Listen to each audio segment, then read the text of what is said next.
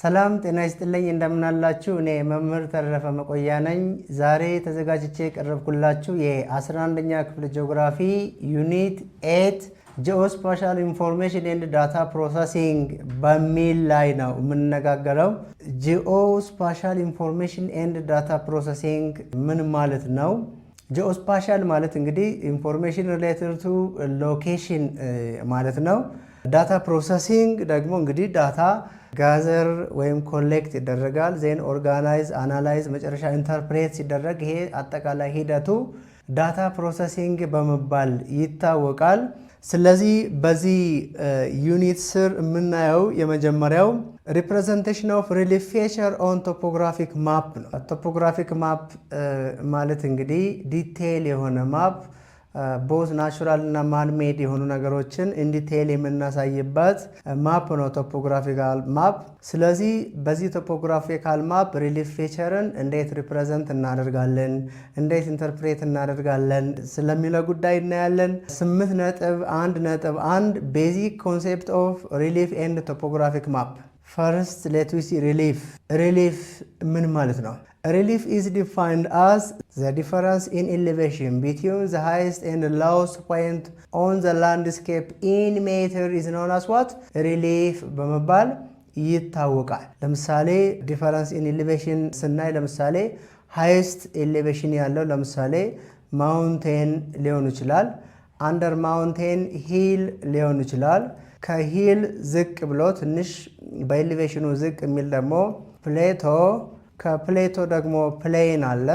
ከፕሌን ቫሊ ይኖራል። ሌላም በእነዚህ ስር የተለያዩ ፌቸሮች አሉ። ቫሊ፣ ዲፕሬሽን የመሳሰሉት እነኚህ እንዳጠቃላይ ፕሌስስ ኦር ዲፈረንስ ኢን ኤሌቬሽን ቢትዊን ዘ ሃይስት ኤንድ ዘ ሎውስት ፖይንት ኦን ዘ ላንድስኬፕ ኢን ሜትር ኢዝ ኖውን አስ ሪሊፍ ይባላል። እንግዲህ ፍሮም ዚስ ሪሊፍ ፌቸር ሃይስት ፖይንቱ ማን ነው? ማውንቴን ሃይስት ፖይንት ነው። For example, in Ethiopia, the highest point is ራስ ዳሸን or ራስ ደጀን። አልቲቲዩዱ ስንት ነው? 4620 ሜትር ነው። the lowest point in Ethiopia ደግሞ ደናከል ዲፕሬሽን or ዳሉል ዲፕሬሽን or ኮቫርሲንግ በመባል የሚታወቀው 116 ሜትር below sea level ነው። ስለዚህ the difference in altitude between the highest and the lowest point on the landscape in meter is known as what? Relief በመባል ይታወቃል። The earth's surface is uneven in shape and elevation throughout the world.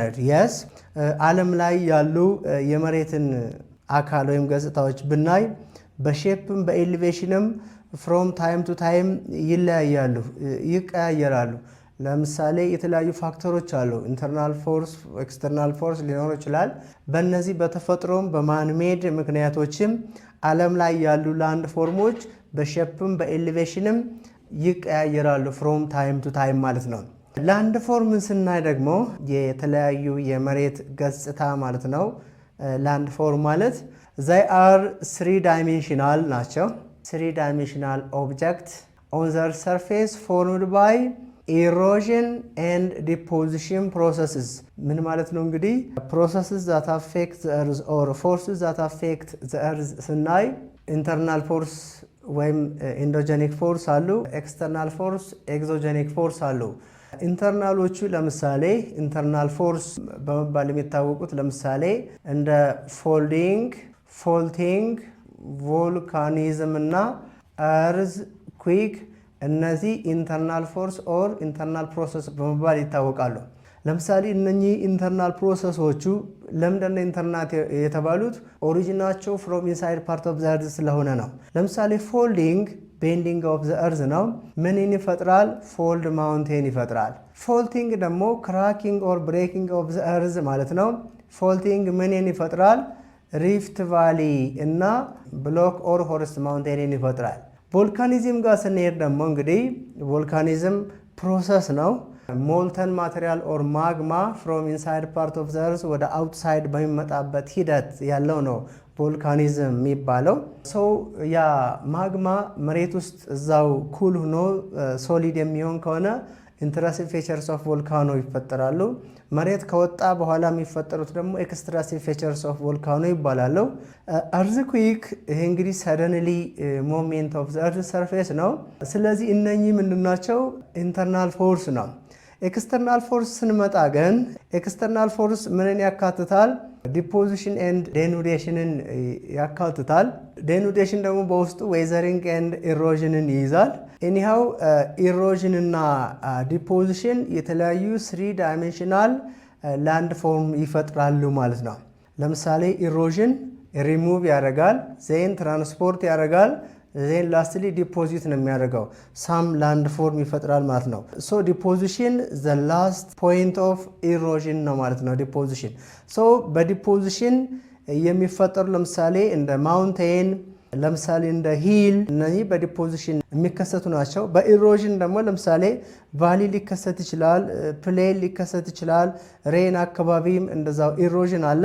እኒያው 3 ዳይሜንሽናል የሆኑ ሜንሊ በኢሮዥን እና በዲፖዚሽን ፕሮሰስ የሚፈጠሩ ኦብጀክትስ that are found over the surface ምን ይባላሉ? ላንድ ፎርም ይባላሉ። እነዚህ ላንድ ፎርም 3 ዳይሜንሽናል ናቸው። 3 ዳይሜንሽናል ማለት እንግዲህ they have lengths, they have widths and also height or depth ይኖራቸዋል ማለት ነው። ወደ ላይ height፣ ወደ ታች ከሆነ ደግሞ depth ይኖራቸዋል ማለት ነው። ሶ ኮመን የሆኑ ላንድ ፎርሞች ምንድን ናቸው? እነማን ናቸው? ማውንቴን አለ፣ ቮልካኖ፣ ቫሊ፣ ፕሌን፣ ካኖን፣ አይላንድ፣ ሪቨር፣ ኦሽን፣ ሌክ፣ ሂል፣ ዋተርፎል፣ ባይ፣ ሪጅ and so on. They are known as what? Land forms ይባላሉ including valleys. So they are part of the earth's crust that has resisted erosion effectively and has remained somewhat in their original state ነው። mainly እንግዲህ ላንድ ፎርም እዚህ ጋር የምታዩቸው በሎንግ ፕሮሰስ አንደኛው ላንድ ፎርም ወደ ሌላኛው ሊቀየር ይችላል ሜቢ፣ ግን within short period of time የማይቀያየረው ኢሮዥንን ተቋቁመው የሚቆዩ ቦታዎች ላንድ ፎርም በመባል ይታወቃሉ ማለት ነው።